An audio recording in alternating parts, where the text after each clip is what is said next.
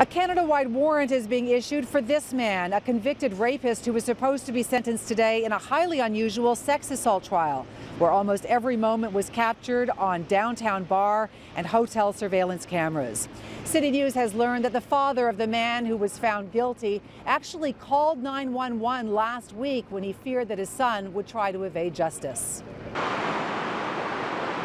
Moazzam Tariq was released into his dad's custody when he was found guilty in October. He was ordered to give up his passport, abide by a curfew, and appear back in court to be sentenced today. When did you find out that he had left for Vancouver? In a phone conversation, Tariq's dad, who had put up $10,000 surety, tells me that his son flew to Vancouver against the court orders on November 18th and then last week cut off all contact. That's when his dad says he called 911 and then went to court to revoke his surety.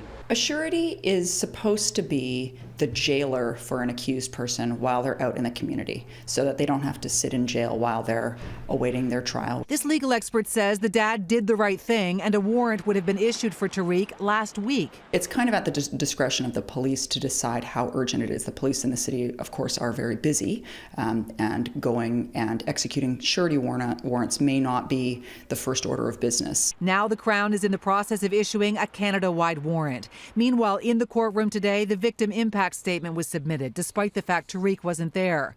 The young woman writes, "I couldn't bring myself to tell my dad what happened to me because I didn't want to break his heart. How do you tell a mother that her daughter has been violated in the most horrific way possible?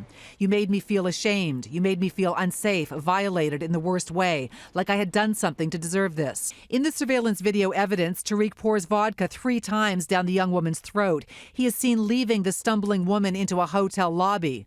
And in the elevator, the judge says she appeared so drunk she would have been unable to make voluntary, informed decisions.